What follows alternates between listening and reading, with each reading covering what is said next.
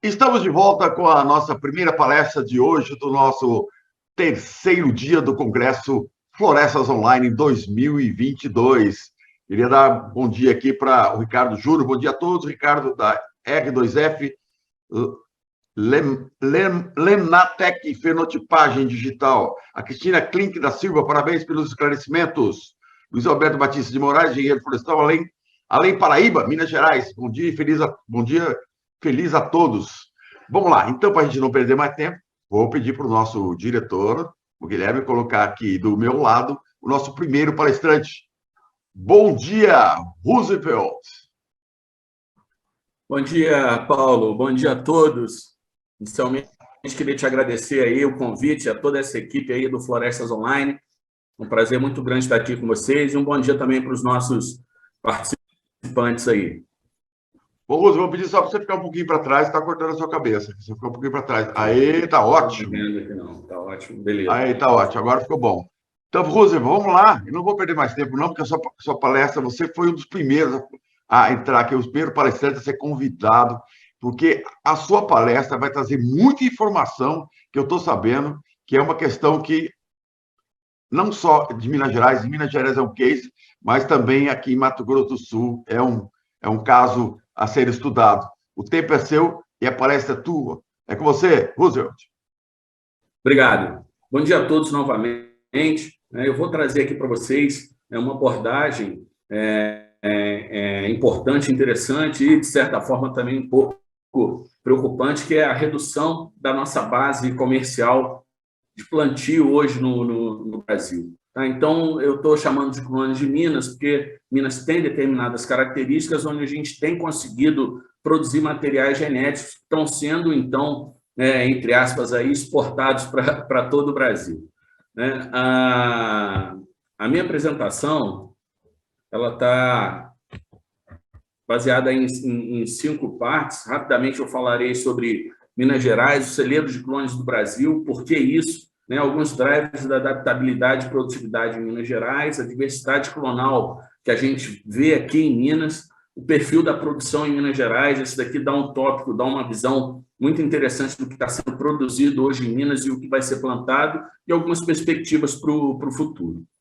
Bom, não poderia deixar de começar a minha apresentação sem falar um pouco da Gerdau, empresa onde hoje eu estou como gerente de pesquisa e desenvolvimento.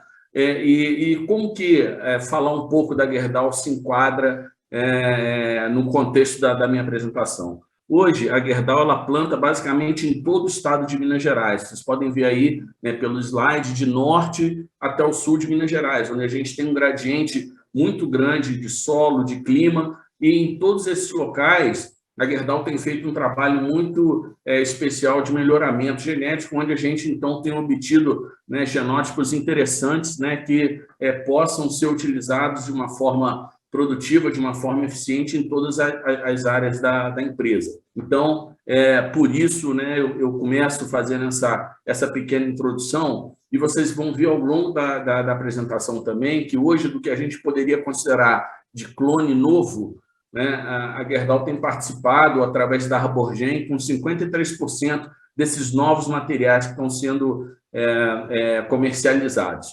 Hoje, nós temos 250 mil hectares de área total, 150 mil de área de plantio. A gente está hoje entre as maiores empresas em área plantada no país, com esses 150 mil hectares. E o trabalho que a gente vem fazendo aqui na pesquisa é desdobrar esses direcionamentos estratégicos. Então, quando a gente está falando dos ativos florestais, a gente está falando de um foco na manutenção na produtividade, assim como vários estudos que a gente tem feito de aumento de base florestal. Quando a gente está falando de competitividade, vamos trazendo aqui uma otimização e uma melhoria das nossas questões de tecnologia. Estamos com grandes projetos aí de melhoria dos fornos também, assim como melhoria das atividades de silvicultura. Na parte de modelos de negócios, um foco muito grande na energia, não só na parte da energia da biomassa, mas também da energia eólica. E estamos trabalhando muito a conectividade das florestas para melhorar o nosso manejo em real time, em just in time, observando as operações que estão ocorrendo no campo. Na parte do ESG, né, a gente tem aí um foco muito grande no carbono. Eu estou trazendo um pouco aí até do depoimento do World Steel Association, né, onde já está, né, comprovando aí, né, o quanto que a gente produz, quanto que a gente emite de CO2 por tonelada produzida, né, ou seja, bem abaixo ou quase a metade da média mundial. Bom, não vou me delongar nesse slide, apenas para mostrar para vocês que não adianta você ter o melhor material genético se você não tiver todo um trabalho de acompanhamento, né, desse material, quer seja entendendo muito bem o seu ambiente onde você está presente, e aqui eu destaco, né, algumas características, né, dessas áreas, né, mais, vamos chamar assim, mais estressantes da Gerdau, onde você tem um déficit hídrico alto, onde você tem classes de solo com teor, né, de areia, né, alto, né, muitas vezes até nos solos quartzarênicos, e para nós isso daí, né, impacta diretamente. A cada menos 100 milímetros de chuva para nós seria aí uma redução de 5 metros cúbicos de madeira. Então, é um ambiente onde você tem que ter, né, onde você tem um desafio muito grande para selecionar os materiais. Eu costumo brincar que se o material foi selecionado numa área nossa aqui, provavelmente ele vai bem, né, entre aspas, aí, em todos os outros lugares, né? A gente sabe que não funciona assim, mas é dessa forma. E os cuidados, né, hoje com psilídeo, percevejo, né, logicamente, e o cuidado com a nutrição para que a gente possa eliminar, né, ou tentar reduzir esses detratores da produtividade. E, logicamente, para finalizar, garantir que as operações florestais tenham uma qualidade, né? Infelizmente, hoje a gente não pode conversar com São Pedro, manda chuva aí para nós, né, mas a nossa parte, né, no controle de formiga, na aplicação, no preparo do solo, a gente tem que fazer isso aí com excelência para que a gente efetivamente possa ganhar a produtividade que realmente a gente espera. Bom, por que Minas Gerais é o celeiro de clones do Brasil? Eu fiz aqui de forma lúdica uma brincadeira, né? Mas na realidade é o seguinte: eu estendi aqui o trópico de Câncer aqui, né, mostrando, né, que exatamente aqui onde está passando Minas Gerais, né, a gente está passando na parte norte da Austrália, né, ou seja, as condições de solo e clima, né, de Minas Gerais são muito parecidos, então, com o solo e também o clima da Austrália, principalmente nessa região aqui, que a gente está falando no estado de Queensland, né, os eucaliptos que vão bem no Brasil são todos esses eucaliptos que vão aqui nessa parte norte, né, saindo aqui basicamente de Brisbane, aqui onde a gente está, até subindo aqui a grande barreira de corais. E se a gente for analisar, né, a gente vai verificar que realmente o clima é bastante parecido. Só para vocês terem uma ideia, quando a gente analisa os 28 tipos climáticos que a gente encontra na Austrália, 11 batem, né, com o estado de Minas Gerais. Então, esse daí é um dos principais motivos, né, importantes, né, do qual mostra para nós a importância e a adaptabilidade, né, desses clones de Minas Gerais, né, produzidos aqui e que acabam indo bem, né, em todo o nosso Brasil aí. Bom, aqui na preparação da apresentação, né, eu me deparei aqui nos meus arquivos, né, com vários clones, né, que já foram trabalhados, né, e plantados pelas grandes empresas no Brasil, né, e a gente vê que a maior parte deles hoje em dia já não estão mais na linha de frente, né, e eu vou, né, comentar isso aqui com vocês. Mas 1288, 1270, 1270 foi um clone emblemático em Minas Gerais, um clone que eu nunca vi ter uma sobrevivência tão grande, né, basicamente aí 100% de rebrota, o 2486, né, o 1288, 1270 da Plantar, né, o GG100 da Gerdau, o 57 da Cenibra, né, o famoso 144, né, tem um capítulo especial para ele aí.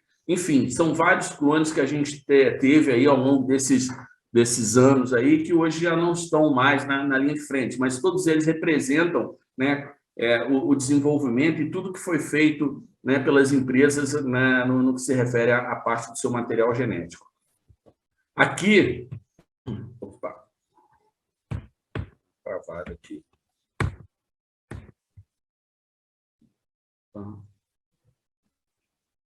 Só um minuto, pessoal, deu uma travada aqui. Clica no slide que muda, clica no slide, no próprio slide. Não tô... Ok. Aí. Aqui eu trouxe aí uma referência aí para esse 144, né, que é o clone mais plantado no Brasil e foi um clone ainda selecionado no final da década de 70, né, e trago aí a figura do Cunha, né? O Cunha é um dos pais aí do AEC 144, né, mas esse daí foi um clone que ele foi de uma matriz tirada de uma PS, né, era da procedência de Timor, e esse clone AEC144 ele acabou dando origem a vários outros clones, né, o 224, 042, 182, o 056, né, e até hoje é o clone considerado como o clone mais plástico, né, do Brasil, né? Então, foi uma equipe toda que selecionou, né, o Antenor, né, foi um dos pais também, junto com o Cunha, que a gente observa aí na foto, né, e que tinha, na época, a equipe liderada pelo Eduardo Pinheiro Henriques, não sei se ele está aí na nossa live. Mas apenas para mostrar para vocês que um clone da década de 70 até hoje, nele ainda é plantado, né, então, em grande escala no nosso país. E uma dúvida e uma pergunta que sempre a gente se faz é por que hoje a gente tem uma base comercial de plantio tão reduzida, né? Então, numa das vindas aqui do Teotônio na nossa empresa, nas rodadas de campo, né, o Teotônio relatou para nós que de 259 clones foram retirados das áreas de plantio nesses últimos 10 anos, principalmente por causa de questões bióticas e abióticas, né? Então, 47% desses 259 clones, ou 122 clones, foram retirados, então, da linha de frente por causa de problemas de praga e doença, e 53% ou 137 clones por causa de doenças abióticas. E nesse ponto aí, né, a gente tem o distúrbio fisiológico, né, que foi uma doença, né, que atingiu aí o sul da Bahia, o norte do Espírito Santo, e que provocou, então, uma grande retirada, então, dos clones aí, né, dos clones, dos principais clones da linha de frente, né? Então, é uma informação relevante, uma informação importante que alerta, né, das nossas empresas e alerta também os nossos melhoristas. Bom, passando aí para a parte dos drivers de adaptabilidade e produtividade clonal em Minas Gerais, né, essa figura é interessante, eu posso dizer, poderia ousar dizer que onde, né, o nosso amigo ali está se equilibrando é o manejo, né? Então, para a gente chegar nessa adaptabilidade, nessa produtividade, a gente tem que ter também, né, um manejo florestal, né, ou silvicultural, que é fundamental, então, para que a gente possa tá atingindo a produtividade que a gente espera. Nesse contexto, pessoal, queria destacar para vocês Minas Gerais. Né? Minas Gerais, basicamente, tem os três principais tipos de clima, né? O AW, o CWA e o CWB, né? E com destaque aí para o AW, que é caracterizado, né, como um tropical com inverno seco. E quando eu estou falando urofila ali, é porque essa característica é assim na Austrália também, onde a gente encontra naturalmente urofila. Da mesma forma que a gente tem o CWA, né, que é um subtropical com inverno seco, e onde o Grandes é predominante na Austrália, e o CWB também, onde a gente tem um subtropical com inverno seco e verão temperado.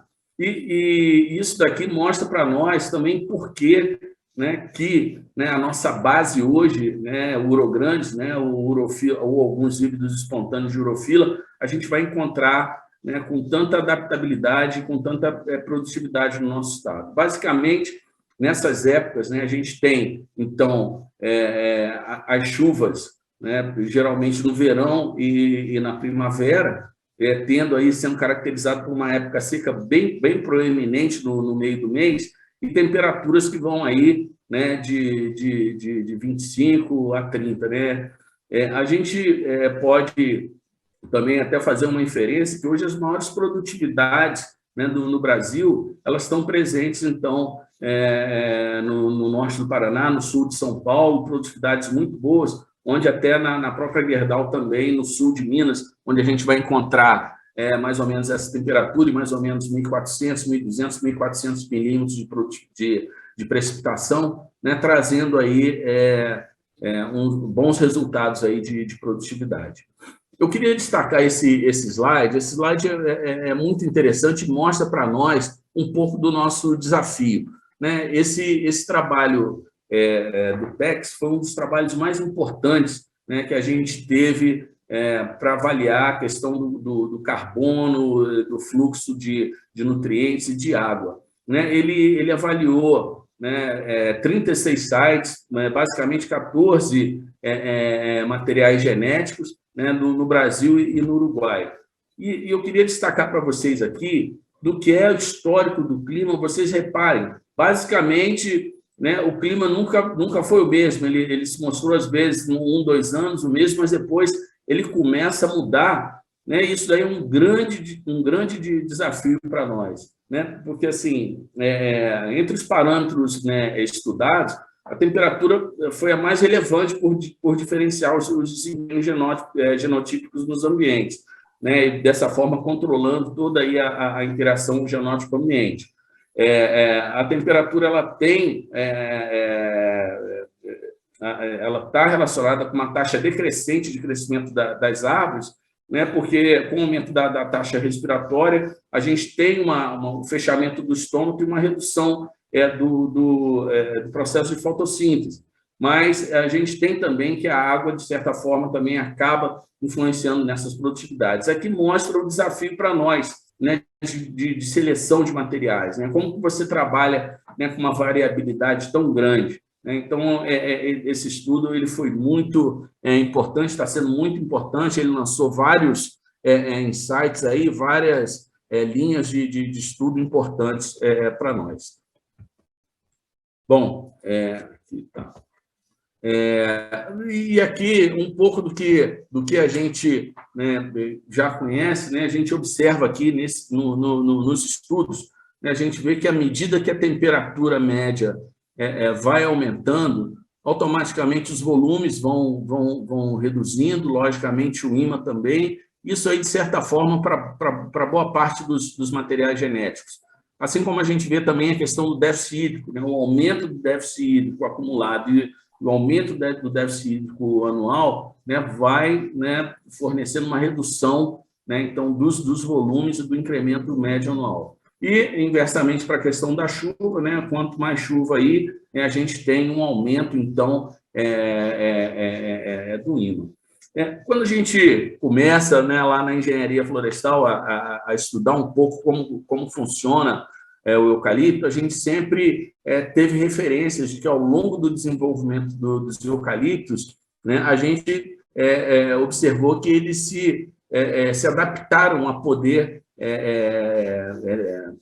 sobreviver a condições extremas, principalmente com relação ao déficit hídrico. E é muito interessante, por exemplo, o que esse estudo mostrou, né, que quando você tem uma situação estressante para a planta com relação à questão da água, há, logicamente, uma acumulação de fotoassimilados nas raízes, mas não apenas a questão do volume da raiz, mas também quando a gente encontra um maior número de raízes finas. Então, essas raízes finas elas estão sendo responsáveis por manter a árvore viva, né? E um mecanismo muito interessante que foi mostrado no estudo, né, observou que, no período seco, as raízes finas são ativadas para elas poderem continuar absorvendo água e mantendo a planta, e logo depois, quando esse período se encerra, o período seco se encerra, as plantas desativam essas raízes finas, né, para que elas, logicamente, ali já há um recurso de água presente. É interessante também, como outros mecanismos, quando a planta, então, observa que a seca está presente, emitir ácido abscísico para perder a folha, reduzir a copa, reduzir a transpiração, e, dessa forma, poder sobreviver àqueles momentos mais estressantes. No conceito, pessoal, de plantas tolerantes, não basta apenas não morrer, mas continuar o seu crescimento. Então, isso aí é bastante interessante, esse estudo, né, que foi, então, feito no trabalho do TEX. Continuando aqui, eu trago aqui para vocês agora algumas informações, inclusive esse trabalho foi um trabalho que a gente fez, né, juntamente com o Lafayette, né, o Lafayette, que é da TIM Agroflorestal, onde a gente acompanhou o clima e para as regiões onde a gente estava estudando, a gente mostrou, então, algumas reduções muito impactantes na produtividade. No trabalho que a gente fez na região central, né, para um solo com 40% de argila e 2,8% de matéria orgânica, a gente chegou a menos 8 metros cúbicos por hectare a cada menos 100 milímetros de chuva. Na região norte, menos 4 metros cúbicos a cada menos 100 milímetros de chuva. E vocês reparem, né, como é importante, né, a matéria orgânica no solo. Então, quando a gente fala da adaptabilidade dos materiais genéticos, da adaptabilidade dos cones, a gente não pode separar, né, todo esse acompanhamento do manejo, né, e a gente não pode, né, se esquecer de estar atuando nas práticas importantes de cultivo mínimo, né, no manejo de resíduo no solo, porque isso aí tudo acaba tendo um impacto grande, né? E aqui eu separo algumas fotos do trabalho também que a gente fez, mostrando como foi severa, né, então, a seca e chegando, logicamente, a matar as árvores. As árvores morrem por dois fatores, pessoal. O primeiro deles, né, é a interrupção, né, nos vasos da planta, né, uma quebra ali da coluna de água nas plantas e a formação de ar, né, na hora que esses vasos são interrompidos, né, formam-se bolsões de ar, né, que a gente chama de embolismo. Então, quando a seca é muito forte e também por fase bastante prolongada, né, a gente pode ter esses dois eventos acontecendo. A cavitação, que é a interrupção, então, da coluna d'água, e o embolismo, né, que é a formação, então, né, dessas bolhas de ar nas plantas. Bom, e é interessante porque o eucalipto ele tem espécies isoídricas e anisoídricas, né? E realmente o que seria isso? Né? As espécies hidroídricas são aquelas que economizam água, são aquelas que, quando observam problemas de seca prolongados, emitem ácido abscísico, perdem as folhas, né? Já começam a ativar suas raízes finas, então elas têm mecanismos para poder se proteger, e são aquelas que se comportam de forma mais segura.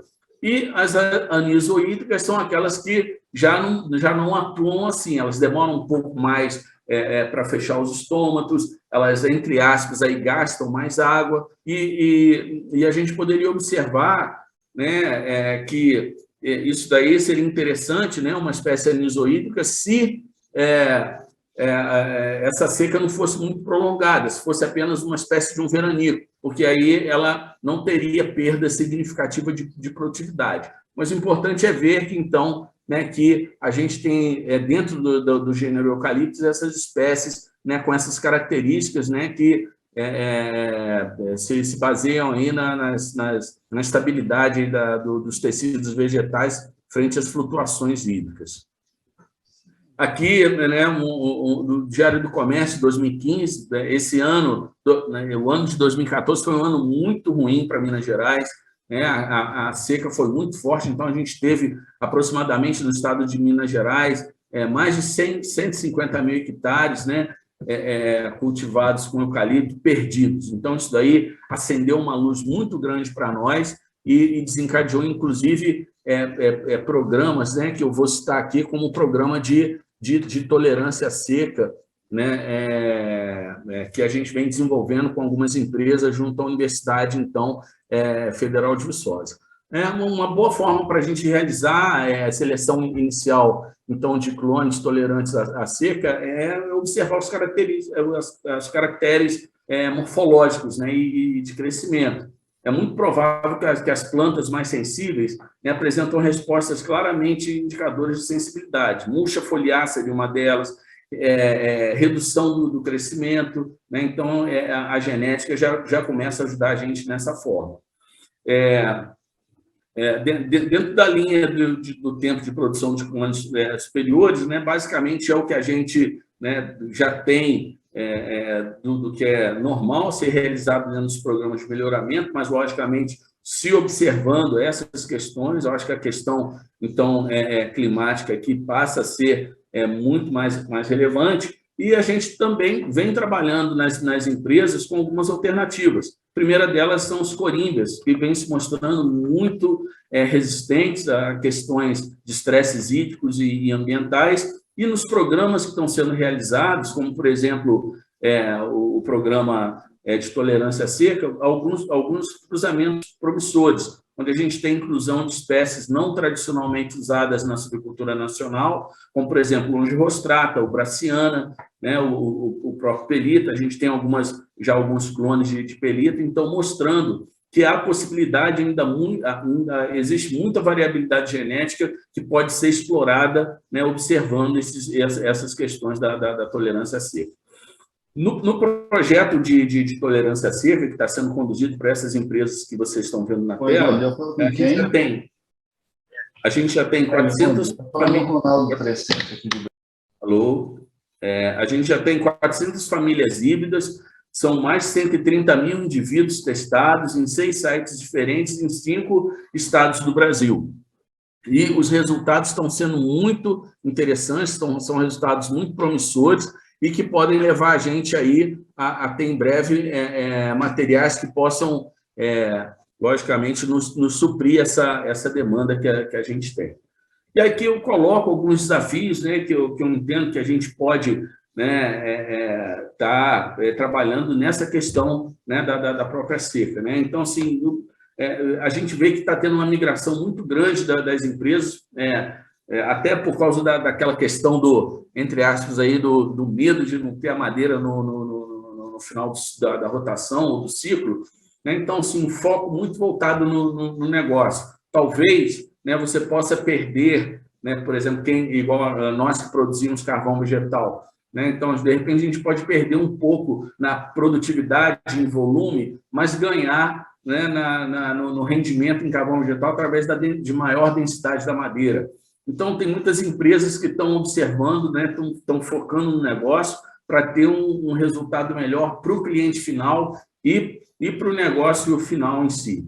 Então, garantir e ampliar as fronteiras de adaptação. A gente vê hoje que os materiais genéticos estão migrando para locais mais quentes do Brasil, por exemplo, Mato Grosso do Sul, né? E aqui eu já havia comentado com vocês que, né, mais temperatura, maior transpiração, fechamento do estômago, menos alocação de carbono, menor produtividade. Então, assim, a gente tem que trabalhar, talvez um clone que seja selecionado, né, na Gerdau ou em outra empresa, talvez não seja o melhor clone. A gente tem uma base aí que pode ser trabalhada para que a gente possa obter o melhor clone e aumentar essa diversidade genética nossa nos plantios.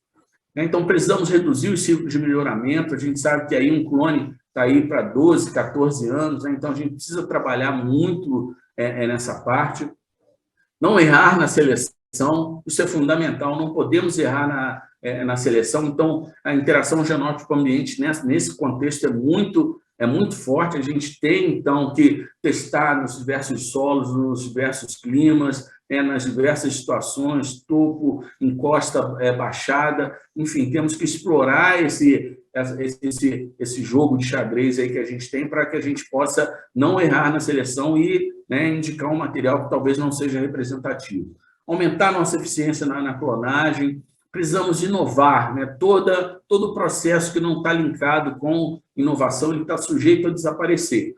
E um dos nossos desafios também são a escassez de melhoristas, né? Então, a gente vê hoje, né, essa classe, né, de melhoristas, né, de engenheiros florestais melhoristas, a gente entende que a gente precisaria de mais pessoas, mais profissionais dedicados, né, então, a essa cadeira.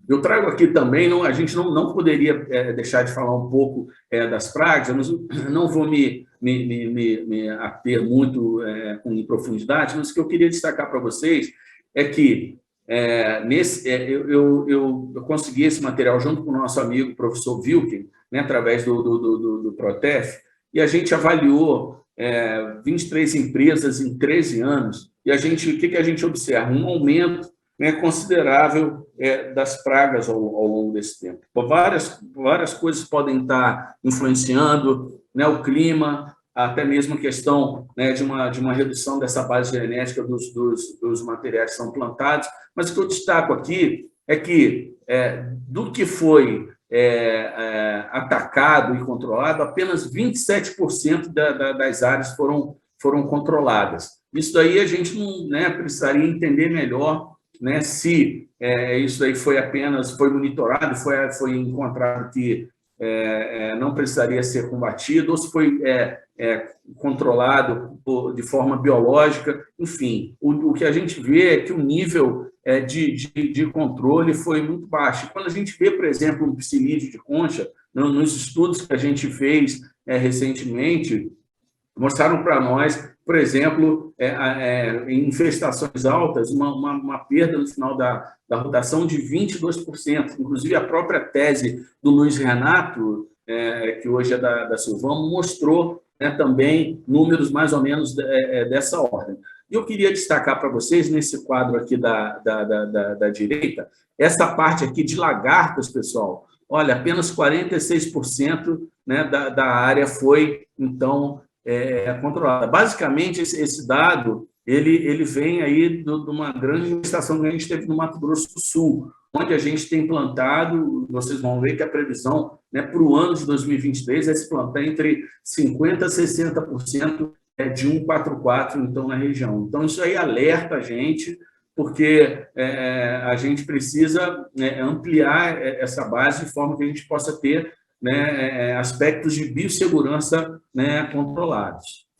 Bom, já partindo aí para o nacional, né, eu queria dar um overview aqui sobre Minas Gerais. Aqui, basicamente, vocês veem os clones plantados em Minas Gerais, né, a maior parte deles ainda também é conduzido pela 144 e pelo GG100, ou seja, aqui nós temos uma base, né, de urofile grandes. Se lembra quando eu falei com vocês das questões climáticas da Austrália e onde esses clones, então, de onde eram originários, né, os tipos climáticos, né, AW, CWA, CWB. Então, isso aqui responde por que os urograndes também vão tão bem em Minas Gerais e por que até hoje eles ainda permanecem na nossa linha de frente. E aqui eu trago um dado da Canopy, um trabalho feito junto com a MIF e com o IBA, mostrando, pessoal, né, como está a nossa produtividade em Minas Gerais, nossa produtividade média, tá? Então, aqui a gente percebe, né, que devido a questões climáticas, devido a questões, basicamente, também de ataque de insetos, né, isso aí vem comprometendo muito a nossa produtividade em Minas Gerais. Né? Quando a gente chega em alguns eventos que a gente vê, né, alguns profissionais declarando 45, 50, e tudo assim, a gente tem que ficar atento, né, realmente nas condições onde foi, né, levantada, porque aqui em Minas Gerais, né, o número oficial que a gente tem, e que vocês podem observar, está aí numa média de 27, né, 27 seria um número aí, médio, produtividade média no estado de Minas Gerais.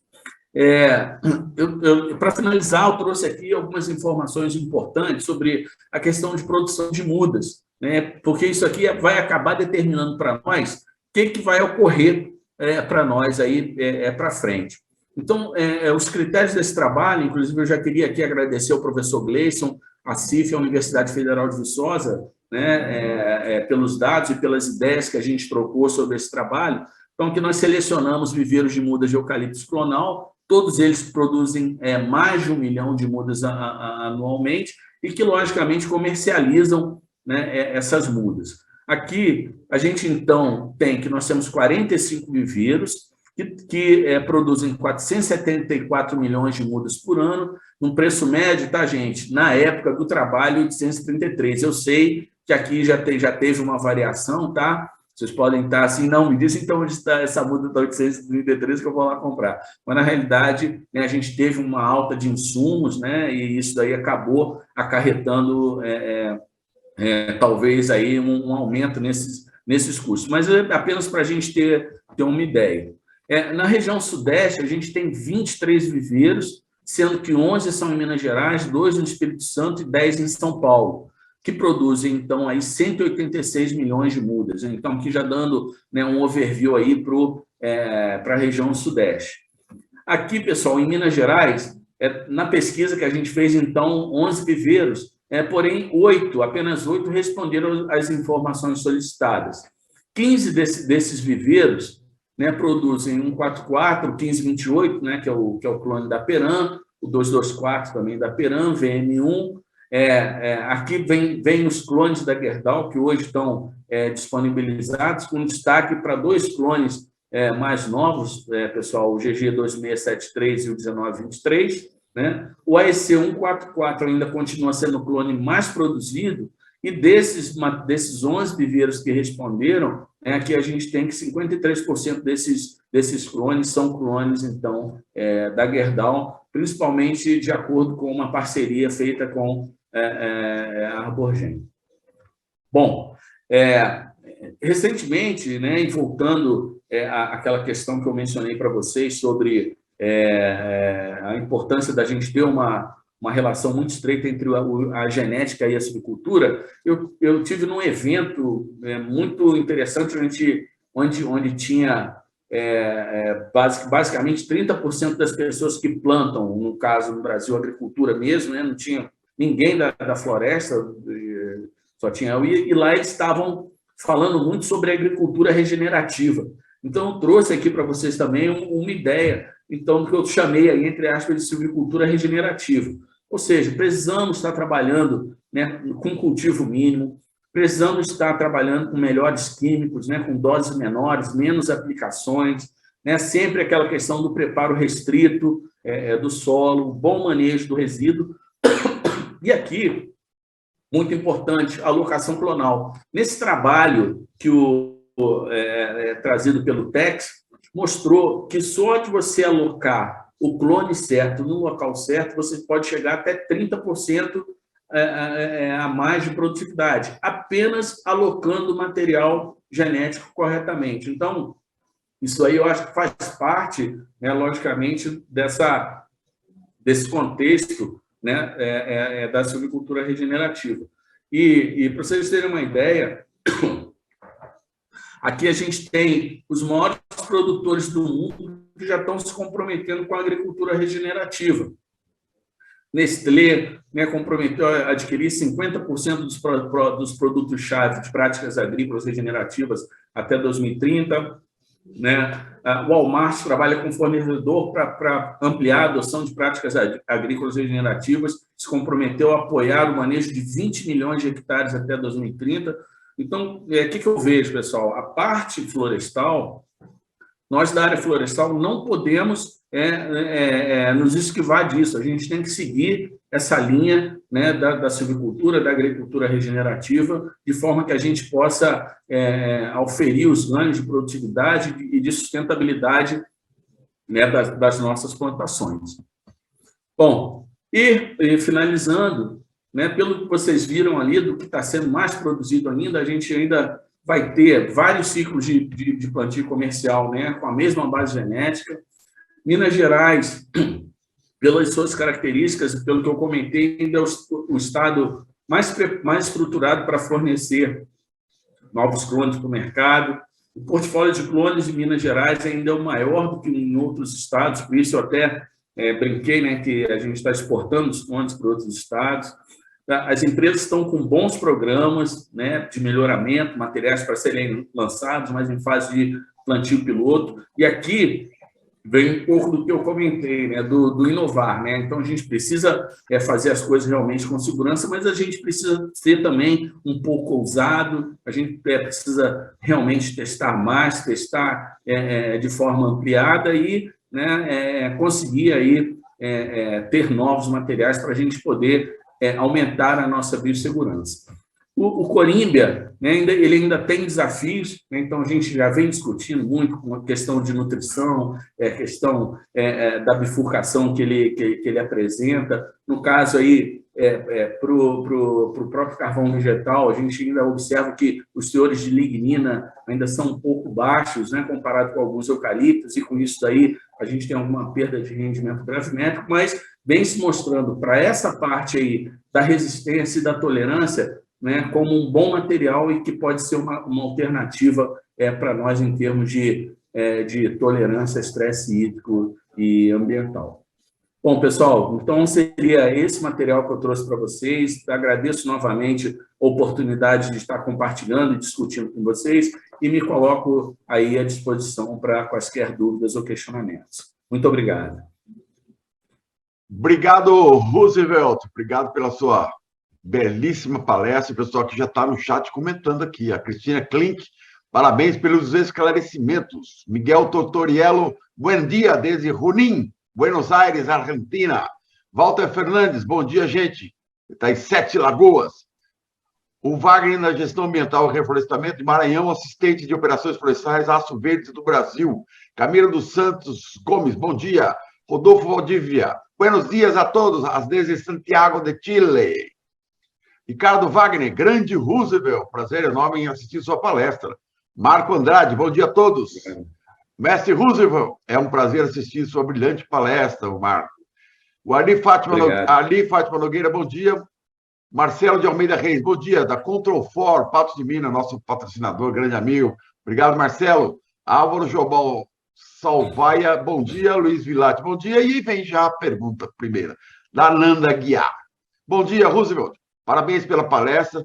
Quais caracteres vêm sendo considerados para selecionar indivíduos para a qualidade da madeira? Vocês estão aplicando a seleção precoce?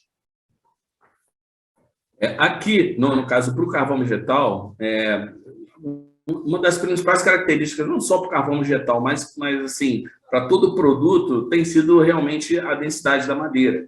Então, o que está acontecendo hoje aqui na Gerdau? A gente está fazendo um trabalho de migração, né, então, dos eucaliptos para os corimbas. Só para vocês terem uma ideia, né, a nossa proposta para 2023 já é plantar 10% da área, né, que nós vamos plantar. Só para vocês terem uma ideia, ano que vem nós vamos plantar 21 mil hectares. Então, a gente já está propondo já plantar mais de 2 mil hectares com os materiais de corimba que a gente tem.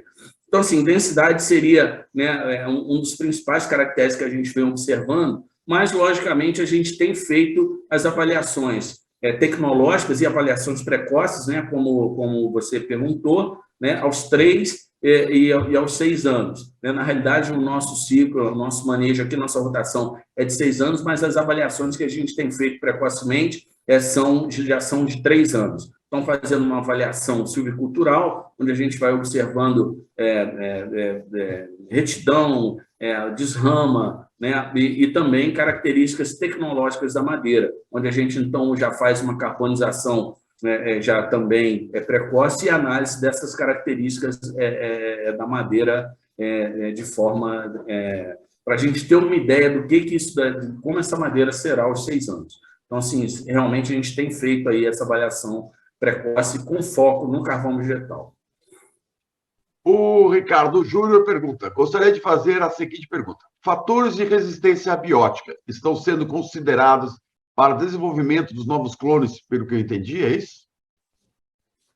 Olha, tem sido realmente uma preocupação muito grande, né? Então, como vocês viram na apresentação que eu coloco aquele sistema de exclusão de chuva, por exemplo, eu entendo, né, que seria, né, uma forma da gente poder estressar o material ao máximo para a gente ver se esse material, né, resiste ou não. Mas, sem dúvida nenhuma, questões abióticas elas estão sendo levadas em conta e estão sendo observadas né, principalmente no momento da seleção, onde há o fechamento de copa.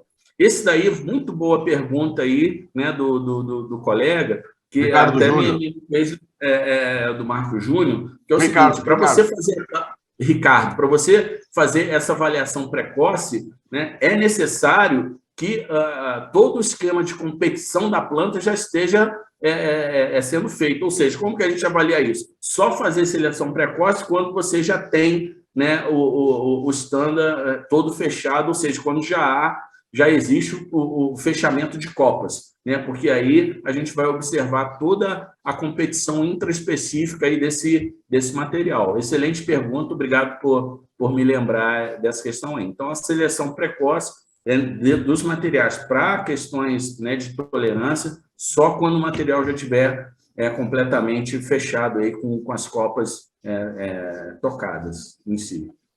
Bom, e o Ricardo já emenda aqui uma outra pergunta. Já estão avaliando bioestimulantes, principalmente os elicitores, para aumento da resistência imunológica, absorção de nutrientes e aumento celular para maior retenção de água pelas plantas?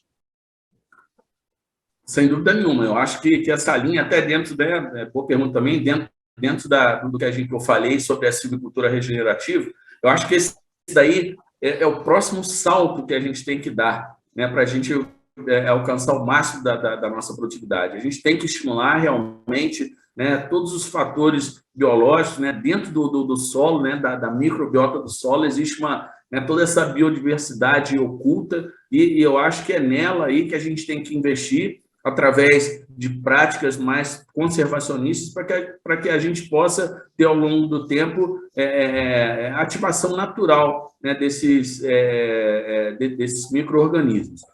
A gente vê que, até por causa da questão do carbono, né, a gente vê aí, né, por exemplo, o uso de biochar, a gente já sabe que bactérias, micorrizas, tem todo um efeito aí, por exemplo, na disponibilização de fósforo, enfim, a ciência já mostrou para nós que há uma correlação bastante positiva entre a microbiota do solo, né, os nutrientes e a produtividade. A gente está precisando realmente estimular mais essas práticas, incluir isso aí mais nos nossos testes, mas, sem dúvida nenhuma, eu acredito que esse daí, eu confio muito que esse daí é o próximo salto que a gente pode dar para atingir ou para melhorar ou até mesmo manter as produtividades que a gente tem nas nossas plantações.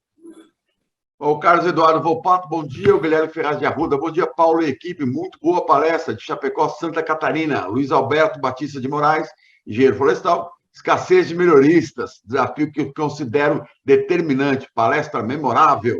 Ricardo Júnior, parabéns pela apresentação. Ricardo Wagner, apresentação de excelência.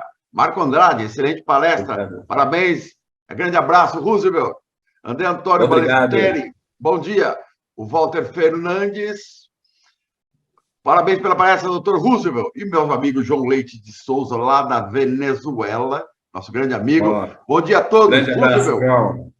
Como sempre, excelentes as suas palestras. Meus parabéns. Pergunta: qual a diferença em custo de madeira em pé produzida pelos dois gêneros? Um grande abraço. Olha, é uma pergunta também muito boa. O que a gente observou entre os dois gêneros? Um dos desafios ainda do Corimba é a nutrição. E se a gente for pensar na nutrição, se a gente for pensar em adubo, né, assim, a gente fica bastante assustado. Só dar um número para vocês aqui. Do final de 2019 para 2022, o KCl aumentou 210%. Né? A menor evolução de preço, de custo de insumo aqui foi com calcário, né, para nós, e foi 62%. Então, o que acontece? A gente observa que o Corimba ele tem uma exigência a mais em termos nutricionais, principalmente aí no que se refere aos micronutrientes, né? Mas, ao mesmo tempo, devido às características que ele tem, por exemplo, de copa, né, de arquitetura de copa, ele consegue, por exemplo, fechar mais a entrelinha e você pode ganhar ali no manejo, no controle, então, das plantas daninhas. O que eu quero trazer aqui é, assim, teoricamente, não existe uma diferença muito grande, não. O que eu quero bater, né, forte no foco no produto final. Então, para mim, não interessa, para mim que produz o carvão vegetal, o biorredutor, para mim não interessa ter um grande volume de madeira. Para mim, o que interessa para mim é massa. Né? Então, se eu tenho um corimba que talvez possa me custar um pouco mais caro, mas ele me produz um carvão onde eu tenho lá no final, né, um desempenho melhor, por exemplo, do alto forno, e uma produção de aço, um ganho na produção de aço, isso daí o meu cliente já está feliz, já está satisfeito comigo. Né? Então, eu entendo que as empresas também devem estar pensando, né, dentro da mesma linha. Né? Vamos supor, empresas lá do sul que tem problema com frio, né, com geada. Na hora que ela faz um determinado cruzamento, né, com dune, né, ou com bentane, e que ela consegue, né, investir um pouco mais lá, mas ter a madeira no final, quer dizer, isso daí acaba compensando. Então, assim, eu vejo que não há uma diferença de custo que seja significativa quando você pensa na cadeia total e principalmente lá no seu produto final. Bom, já estamos chegando, já estamos adiantados da hora, mas tem aqui o Ananda Guiara, obrigado pela resposta, Fabiano Silvano Altenhoff, parabéns pela palestra, e o Adriano Moraes, da Atamex, prezado amigo Roosevelt Almado, parabéns pela palestra, ótima colaboração em assunto extremamente estratégico para nossas empresas de base florestal. Ricardo Júnior agradecendo a sua resposta. Bom, Roosevelt, então quero agora as suas considerações finais, meu amigo. Minhas considerações finais, inicialmente, eu queria te agradecer, Paulo, pelo excelente trabalho que você tem feito de comunicação florestal, muito bacana, acessível, né, a todas as pessoas, só entrar, ver e também, né, isso aí fica guardado aí para a eternidade, né, a gente pode ver as palestras desde quando começou, então a contribuição que você tem dado para o setor é inestimável, eu queria parabenizar você pela qualidade, né, e por tudo isso que você tem feito por nós.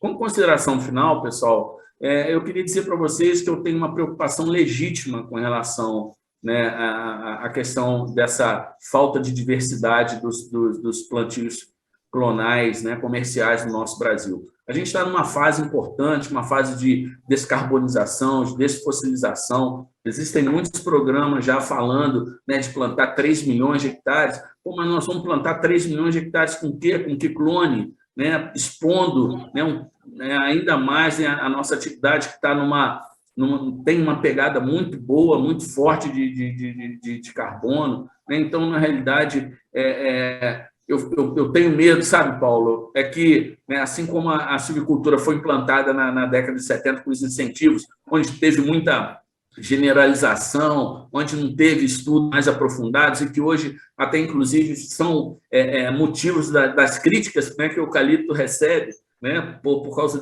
dessa falta aí, entre aspas, de planejamento no início, é que isso daí vem ocorrer novamente. Então, vem assim, vamos plantar, agora tem um plano ABC, o plano de agricultura de baixo carbono, vamos plantar 3 milhões de hectares, mas nós vamos plantar com o quê? Então, eu trago essa palestra assim, de coração muito aberto para conclamar, né, para todas as empresas, as universidades, né, que a gente possa fazer um trabalho, né, de melhoramento, de propagação e de multiplicação de base genética que seja acessível, né, e que possa viabilizar e fazer a nossa atividade realmente sustentável. Né? Então, isso daí é a minha colocação final e o meu apelo. A gente sabe que material genético é estratégico, né? Cada empresa tem o seu. Os programas de pesquisa, eles vão bem até naquela fase pré-competitiva, mas na hora que entra a parte de competitividade realmente, então você vê que tem né, o trabalho já é tratado de uma outra forma, mas a gente tem que